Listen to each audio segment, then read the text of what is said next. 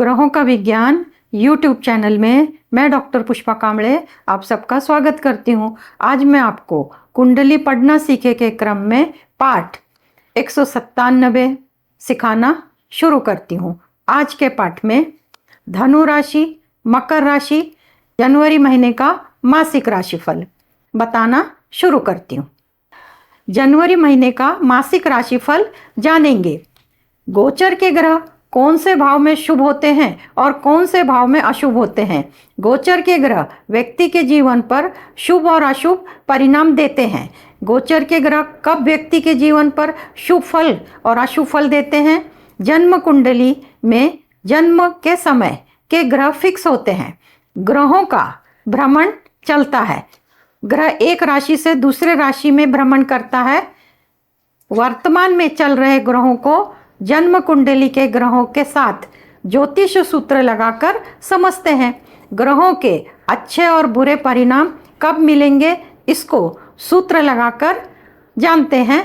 Chart के माध्यम से इसको अच्छे से समझते हैं। चार्ट कुंडली में 12 भाव होते हैं, उनमें 12 राशियां होती हैं, उनमें किसी न किसी भाव में ग्रह होते हैं। ग्रह किसी न किसी राशि में बैठे होते हैं। गोचर के ग्रहों से मिलने वाले परिणाम शुभ और अशुभ कब मिलते हैं इसको ज्योतिष सूत्र लगाकर समझते हैं। ग्रह एक राशि से दूसरे राशि में जाता है उसे गोचर कहते हैं। 9 ग्रह होते हैं, 12 राशियां होती हैं, कुंडली में 12 भाव होते हैं और ये 12 भाव फिक्स होते हैं। इन्हीं में राशियां होती हैं और ग्रह बदलते रहते हैं। राशियां संख्या में लिखी होती हैं, जैसे यहाँ पे संख्या में लिखी है राशियां, और ग्रह लिपि में जैसे बुध, सूर्य, केतु, मंगल ग्रह लिपि में लिखे होते हैं। 9 ग्रहों का समय निर्धारित है। इसको किसी एस्ट्रो ऐप या पंचांग से जान सकते हैं। सूर्य, बुध, शुक्र ये 3 ग्रह लगभग 1 महीने में राशि बदलते हैं। मंगल 45 दिन में राशि बदलते हैं। चंद्रमा 2.25 दिन में राशि बदलते हैं। गुरु 1 वर्ष में राशि बदलते हैं। शनि 2.5 साल में राशि बदलते हैं। राहु 18 महीने में और केतु 18 महीने में एक राशि से दूसरे राशि में जाते हैं। और चंद्र राशि और लग्न राशि के अनुसार ग्रह कुंडली के किस भाव में शुभ फल देते हैं इसको गोचर के जो ग्रह हैं सूर्य से लेके राहु, केतु, इनके सूत्र को पहले जान लेते हैं। तो सूर्य गोचर में कुंडली के तीसरे, छठवें, 11वें भाव से जाते हैं तो शुभ फल देते हैं। बुध दूसरे, चौथे, छठवें, 8वें, 10वें, 11वें भाव से जाते हैं तो शुभ फल देते हैं। शुक्र पहले, दूसरे, तीसरे, चौथे, 5वें, 8वें, 9वें, 11वें, 12वें भाव से जाते हैं तो शुभ फल देते हैं। मंगल तीसरे, छठवें, 11वें भाव से जाते शुभ फल देते हैं। गुरु दूसरे, 5वें, 7वें, 9वें, 11वें भाव से जाते शुभ फल देते हैं। शनि तीसरे, छठवें, 11वें भाव से जाते तब शुभ फल देते हैं। और राहु, केतु दोनों भी तीसरे, छठवें, 11वें भाव से जब जाते हैं तब शुभ फल देते हैं। और चंद्रमा 2.25 दिन में राशि बदलते हैं। चंद्रमा 5, 7, 9, 11वें भाव में होता है तो बहुत अच्छा फल देता है। और चंद्रमा पहला, दूसरा, तीसरा, छठवां, 10वां इस भाव में से जब जाते हैं तो सामान्य फल देते हैं। और जब चंद्रमा 4, 8, 12 भाव से जाते हैं तो बहुत खराब फल देते हैं। अब इसको सूर्य से लेकर राहु, केतु इस सूत्र को एक कुंडली को लगाकर समझते हैं। तो ये कुंडली धनु लग्न धनु राशि की है जो 9 नंबर से शुरू होती है। पहले भाव में बुध, सूर्य, तीसरे में शनि, शुक्र, चौथे में राहु, अष्टम में मंगल, दशम में केतु। इस प्रकार ग्रहों की स्थिति है। अब इसी को पहला सूत्र सूर्य से लगाते हैं। चंद्र कुंडली और लग्न कुंडली, तो धनु की चंद्र कुंडली और लग्न कुंडली। सूर्य तीसरे, छठवें, 11वें, तीसरे, छठवें, 11वें, तो 3 ही घरों में सूर्य दिखाई नहीं दे रहे। तो सूर्य इनके कहाँ है? पहले भाव में। तो जब सूर्य का भ्रमण, सूर्य 10 मकर में आएंगे, फिर कुंभ में, जब कुंभ में आएंगे तब शुभ फल देंगे। अभी इनको सूर्य से संबंधित शुभ फल नहीं मिल रहे। दूसरा ग्रह बुध, बुध दूसरा, चौथा, छठवां, 8वां, 10वां और 11वां इस भाव से शुभ फल देते। तो बुध की स्थिति इसमें से पहला भाव नहीं है तो बुध के भी इनको अशुभ फल मिल रहा है। अब शुक्र, शुक्र पहला, दूसरा, तीसरा, चौथा, 5वां, 8वां, 9वां, 11वां, 12वां इसमें भाव में अच्छे होते हैं। कौन से भाव में अशुभ होते हैं? तो 6वें, 7वें और 10वें इन भाव में शुक्र की स्थिति नहीं है। शुक्र कहाँ पर है? तो तीसरे भाव में। तीसरा भाव है ना सूत्र में, तो शुक्र से संबंधित इनको शुभ फल मिल रहे हैं। अब मंगल, मंगल तीसरे छठवें 11वें, तीसरे छठवें 11वें, इन भाव में मंगल नहीं दिख रहे। मंगल यहाँ पर है, अष्टम भाव है ये भाव अष्टम है। कर्क राशि, राशि अंक में लिखिए, तीसरे छठवें 11वें इनमें से नहीं जा रहे, तब मंगल का भी इनको अशुभ परिणाम मिल रहा है। अब गुरु के लिए दूसरा भाव, पांचवा, सातवां, नौवां, 11वां भाव। अब इन भाव में से गुरु कहाँ पर है, तो इन गुरु की स्थिति धनु लग्न में, गुरु की स्थिति षष्ठम भाव में है। इस भाव में गुरु की वृषभ राशि में है। अब गुरु इसमें छठवां भाव है ही नहीं है, दूसरा, पांचवा, सातवां, नौवां, 11वां भाव है, तो इनको गुरु से भी संबंधित अशुभ फल मिल रहे हैं, शुभ फल नहीं मिल रहे। शनि तीसरा, छठवां और 11वां। अब शनि तीसरा है, तो तीसरे भाव में से शनि स्वराशि के जा रहे हैं, तो इनको इनसे शुभ संबंधित शुभ फल इनका शुभ संबंध हो रहा है और इनको शुभ फल शनि से मिल रहे हैं अभी वर्तमान में। अब राहु तीसरे छठवें 11वें नहीं है, राहु बीच में, तो इनको राहु से भी शुभ फल नहीं मिल रहे। अब केतु भी तीसरे छठवें 11वें, तो केतु दशम में बैठे, तो केतु से भी इनको अशुभ फल मिल रहे हैं। अब चंद्रमा की स्थिति 2.25 दिन में एक राशि बदलते हैं, यानी कि 2.25 दिन एक भाव में रहते हैं वो। तो चंद्रमा 5वें, 7वें, 9वें, 11वें इन 3 भाव से जाएंगे, तो इसको समझना है। मेष राशि से मिथुन राशि से, सिंह राशि से, तुला राशि से जब जाते हैं तो इनको बेहतर फल देते हैं। और जब चंद्रमा पहला, दूसरा, तीसरा और छठवां और 10वां, पहला, दूसरा, तीसरा, छठवां, 10वां, इसको ऐसे बता सकते हैं, धनु राशि से, मकर राशि से, कुंभ राशि से, वृषभ राशि से, कन्या राशि से जब जाएंगे तो सामान्य फल मिलेंगे। अब 4, 8, 12 ये भाव से जब चंद्रमा जाएंगे, यानी कि धनु राशि और धनु लग्न के लोगों के लिए जब मीन राशि से चंद्रमा जाएंगे, कर्क राशि से जाएंगे, वृश्चिक राशि से, तो इनको अशुभ फल देंगे। तो इस प्रकार ऐसा गोचर देखा जाता है। तो सूर्य से लेकर राहु केतु तक गोचर कैसा देखना, इसको बताया, और वो सूत्र लगाकर भी बताया कि धनु लग्न और धनु राशि के लोगों को ये गोचर कैसा रहेगा, ये बताया। अब इसके बाद जनवरी महीने का मासिक राशिफल पहले भाव से लेकर 12वें भाव तक जानते हैं। तो पहले भाव में बुध और सूर्य, तीसरे भाव में शनि शुक्र, चौथे भाव में राहु, षष्ठ भाव में गुरु, अष्टम भाव में मंगल, दशम भाव में केतु, ये स्थिति है। अब पहले भाव से आरोग्य देखते हैं, तो पहले भाव में बुध और सूर्य है। सूर्य जब पहले भाव में होता है, अहंकार आता है, अहंकार के कारण क्रोध बढ़ता है, इसलिए आपके अहंकार पे आपको स्वयं अंकुश लगाना होगा, सोच समझ कर बोलना होगा। और जब अहंकार आता है, गुस्सा आता है, तो बीपी बढ़ता है, तो आरोग्य खराब होता है। आरोग्य संबंधी इलाज आपको स्वयं करना होगा, सोच समझ के बोलना होगा। दूसरे भाव से वाणी का, धन का और परिवार का विचार करते हैं। तो दूसरे भाव पे मंगल की दृष्टि पड़ने के कारण केतु की भी 5वीं दृष्टि है, तो परिवार में मतभेद हो सकते हैं। फाइनेंस के लिए अच्छा है, पर वाणी मधुर रखनी होगी। तीसरे भाव से पराक्रम का विचार करते हैं, तो तीसरे भाव पे मंगल की 8वीं दृष्टि है। मंगल की 8वीं दृष्टि होने के कारण पराक्रम में वृद्धि होगी। जो लोग मीडिया से संबंधित काम कर रहे हैं उनको सफलता मिलेगी। छोटी यात्रा से संबंधित कार्य कर रहे हैं उसमें भी सफलता मिलेगी। चतुर्थ भाव से माता का स्वास्थ्य और माता का सुख, तो राहु केतु की स्थिति, तो माता के स्वास्थ्य में भ्रम की बीमारी की तकरार रह सकती है, उसको आपको ही उसके बारे में सतर्कता बरतनी होगी। और बाकी भूमि भवन वाहन खरीदने के कोई योग नहीं बनते। पंचम भाव से शिक्षा, संतान और प्रेम संबंध का विचार करते हैं, तो शनि की तीसरी दृष्टि पड़ने के कारण प्रेम संबंध में मतभेद आ सकते हैं।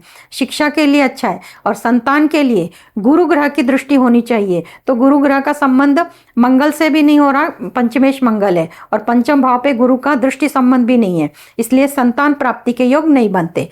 और सप्तम भाव से विवाह का, दाम्पत्य जीवन का और व्यवसाय का विचार करते हैं, तो व्यवसाय का कारक बुध अपनी ही राशि को देख रहा है। व्यवसाय के लिए स्थिति बहुत अच्छी है, परंतु दाम्पत्य जीवन के लिए स्थिति अच्छी नहीं है, क्योंकि सूर्य की दृष्टि पड़ने के कारण दाम्पत्य जीवन में अहंकार में वृद्धि होगी और उसके कारण मतभेद होंगे, तो इसलिए आपको ही सोच समझ के निर्णय लेने होंगे।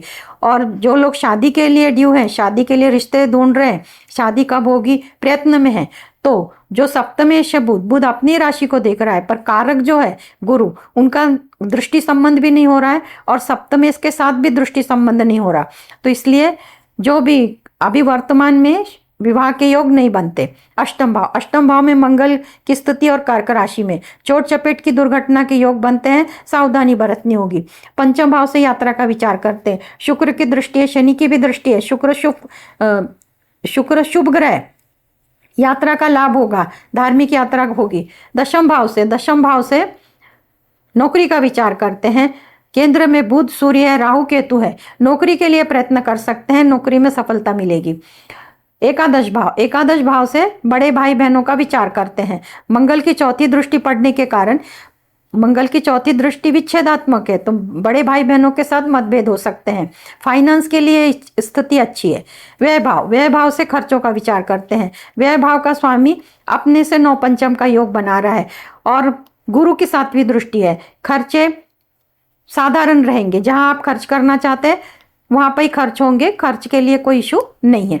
इस प्रकार पहले भाव से 12वें भाव तक जनवरी महीने का मासिक राशिफल बताया। इसके साथ में जब चंद्रमा मीन राशि से, कर्क राशि से, वृश्चिक राशि से जनवरी महीने में भ्रमण करेंगे, तो ये जो 3 राशियों से जाएंगे तो तारीखें निकल के आई है, वो ये तारीखें निकल के आई है 5 जनवरी महीने की, 5, 6, 14, 15, 23, 24 और 25। ये जो तारीखें हैं, इन तारीखों को महत्वपूर्ण काम शुरू ना करें और इन तारीखों को ध्यान में रखें। तो इस प्रकार धनु लग्न, धनु राशि का पहले भाव से 12वें भाव तक सभी ग्रहों से संबंधित मासिक फल बताया, साथ में गोचर का भी सूत्र लगाकर बताया। मकर लग्न, मकर राशि। अब मकर लग्न, मकर राशि 10 नंबर से शुरू होती है। दूसरे भाव में कुंभ राशि में शनि शुक्र, तीसरे भाव में राहु, पंचम भाव में गुरु, सप्तम भाव में मंगल, नवम भाव में केतु और द्वादश भाव में बुध और सूर्य की स्थिति है। अब ये मकर लग्न, मकर राशि की जो कुंडली है, इसको सूर्य से लेकर राहु केतु तक गोचर को कैसे देखते हैं, गोचर से कैसे शुभ फल मिलते हैं, ये सूत्र लगाकर समझते हैं। तो सूर्य गोचर में कब शुभ फल देते हैं, तो जब वो तीसरे भाव से 6वें और 11वें भाव से जाते हैं, तीसरे भाव से 6वें भाव से 11वें भाव से, तो सूर्य इनका 12वें भाव में है, ये तीनों भाव में नहीं है, तो इनको अभी वर्तमान में सूर्य से संबंधित शुभ फल नहीं मिल रहा है। अब बुध दूसरे, चौथे, 6वें, 8वें और 10वें और 11वें इस भाव से जब बुध जाते हैं तो इनको शुभ फल देते हैं। अब इस सूत्र में 11 पर 12वां भाव नहीं है, तो बुध से संबंधित इनको अशुभ फल मिल रहे हैं। अब शुक्र के लिए पहला, दूसरा, तीसरा, चौथा, 5वां, 8वां, 9वां, 11वां, 12वां, तो अधिक से अधिक भाव शुभ है शुक्र के लिए, परंतु अशुभ कौन सा है, 6वां, 7वां और 10वां। तो शुक्र की स्थिति दूसरे भाव में, सूत्र में दूसरा भाव है, तो शुक्र से संबंधित इनको शुभ फल मिल रहे हैं। अब मंगल की स्थिति सप्तम भाव में है, सूत्र तीसरे, 6वें, 11वें इस भाव से जब मंगल जाएंगे और जाते हैं तब इनको शुभ फल मिलेंगे। अब मंगल सप्तम में है, 7वां भाव इसमें नहीं है, मंगल से इनको अशुभ फल मिल रहे हैं, यानी कि शुभ फल नहीं मिल रहे। गुरु दूसरे, 5वें, 7वें, 9वें, 11वें, दूसरे, 5वें, 7वें, 9वें, 11वें इस भाव से जब जाते हैं तब शुभ फल देते हैं। तो गुरु की स्थिति 5वें भाव में है, ये वृषभ राशि है, 2 नंबर, दूसरे ये वाला भाव 5वां, यानी कि इस भाव से इस भाव से, इस भाव से, इस भाव से, इस भाव से जाएंगे तो इनको शुभ फल देते हैं। अभी वर्तमान में इनको शुभ फल मिल रहा है। शनि तीसरे, 6वें, 11वें, तो शनि की स्थिति कहाँ है, तो शनि दूसरे में, तो शनि से भी इनको अशुभ फल मिल रहा है। अब राहु तीसरे से, तो राहु से संबंधित इनको शुभ फल मिल रहा है, क्योंकि राहु के लिए सूत्र तीसरा, 6वां, 11वां, तीसरा, 6वां, 11वां कोई एक ही भाव मिलता है, तो तीसरे भाव में मीन राशि में से राहु का भ्रमण इनके लिए बहुत अच्छा फल दे रहा है। अब केतु तीसरे, 6वें और 11वें में नहीं है, फिर यहाँ से जा रहे हैं, तो केतु से संबंधित शुभ फल नहीं मिल रहे। अब चंद्रमा तो 2.25 दिन एक राशि में रहते हैं, पर वो जाते जहां से तो वो शुभ है अशुभ है उसको देख लेते हैं। चंद्रमा 5वें, 7वें, 9वें और 11वें, तो मकर राशि, मकर लग्न के लोगों ने वृषभ राशि से चंद्रमा जाएगा, कर्क राशि से जाएगा, कन्या राशि से जाएगा, वृश्चिक राशि से। इसकी जो मालूमात है, इंफॉर्मेशन है, किसी भी ऐप से या पंचांग से मिल सकती है कि चंद्रमा वृषभ राशि से, कर्क राशि से, कन्या राशि से और वृश्चिक राशि से जाएगा, तो वो जो तारीखें आती है तो इनको शुभ देने वाली है, बहुत ही अच्छे होते हैं। उन दिनों में जो भी काम होते हैं बहुत बेहतर होते हैं। परंतु चंद्रमा पहला, दूसरा, तीसरा, छठवां और 10वां, पहला, दूसरा, तीसरा, छठवां, 10वां मकर राशि से, कुंभ राशि से, मीन राशि से, मिथुन राशि से और तुला राशि से, जब इन राशियों से जाएंगे तो सामान्य फल मिलेंगे, बहुत अच्छे नहीं और बहुत बुरे नहीं। परंतु जब चंद्रमा चौथे, आठवें, 12वें, चौथे, आठवें, 12वें, तो मकर राशि, मकर लग्न के लोगों के लिए चौथे, आठवें और 12वीं राशि कौन सी आती है? तो मेष राशि आती है, सिंह राशि आती है, धनु राशि। तो इन राशियों से जब चंद्रमा जाता है तब इनको अशुभ फल मिलते हैं। तो ये ध्यान में रखने वाली बात है। तो इसलिए सूर्य से लेके राहु केतु तक गोचर कैसे देखा जाता है और गोचर के शुभ और अशुभ परिणाम कब मिलेंगे, कब मिलते हैं, इसको बताया सूर्य से लेके राहु केतु तक सभी ग्रह का। अब मकर राशि, मकर लग्न का पहले भाव से लेके 12वें भाव तक जनवरी महीने का मासिक राशिफल बताना शुरू करते हैं। पहले भाव से आरोग्य देखते हैं। आरोग्य भाव का स्वामी शनि अपने से दूसरे भाव में है, स्थिति अच्छी है, मंगल की 7वीं दृष्टि पड़ रही है। पर मंगल की 7वीं दृष्टि से जो भी गर्मी के रोग हैं, उष्णता के रोग हैं, उनसे परेशानी हो सकती है। परंतु गुरु की 9वीं दृष्टि होने के कारण परेशानी आएगी भी और वो खत्म भी हो जाएगी। गुरु की 9वीं दृष्टि पड़ रही है और केतु की भी है, तो आरोग्य में बहुत बड़ा इशू नहीं है। धन भाव में शनि स्वराशि के हैं, शुक्र शुभ ग्रह है, मंगल की 8वीं दृष्टि है। अब मंगल की 8वीं दृष्टि होने के कारण परिवार में मतभेद हो सकते हैं। परिवार में मतभेद के जो कारण होंगे वो मंगल विच्छेदात्मक है, तो ये आपको ही सोच समझकर विचार करना होगा परिवार के बारे में। वाणी के लिए भी आपकी वाणी मधुर रखनी होगी और धन के लिए स्थिति अच्छी है। तीसरे भाव से पराक्रम का विचार करते हैं तो तीसरे भाव पर राहु केतु की स्थिति है। तो राहु केतु तीसरे भाव से जब जाते हैं तो कारक बनते हैं। तो जो लोग मीडिया से संबंधित कार्य कर रहे हैं उनको उसमें निश्चित सफलता मिलेगी और जो छोटे भाई बहनों के साथ संबंध है उनमें भ्रमात्मक स्थिति रहेगी। भ्रम के कारण मतभेद होंगे, बहुत बड़े इशू नहीं है। अगर आप सोच समझ के बोलते हैं तो वो भी आप उसमें भी सुलह कर सकते हैं। चतुर्थ भाव से माता का स्वास्थ्य का विचार करते हैं। चतुर्थ भाव का स्वामी मंगल 7वें भाव में बैठा है और इस भाव पर शनि की 3री दृष्टि है, तो माता के स्वास्थ्य में हड्डियों संबंधी तकलीफ हो सकती है। 5वें भाव से शिक्षा, संतान और प्रेम संबंध का विचार करते हैं।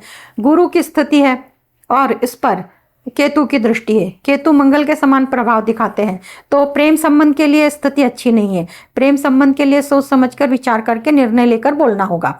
और गुरु की स्थिति है, शिक्षा के लिए अच्छा है। और जो लोग संतान प्राप्ति के योग कर रहे हैं उनके लिए भी, जो पंचमेश है, पंचमेश शुक्र है, शुक्र की स्थिति दूसरे भाव पर है, पर पंचमेश पे गुरु की जो संतान का कारक गुरु है उसकी दृष्टि पड़नी चाहिए।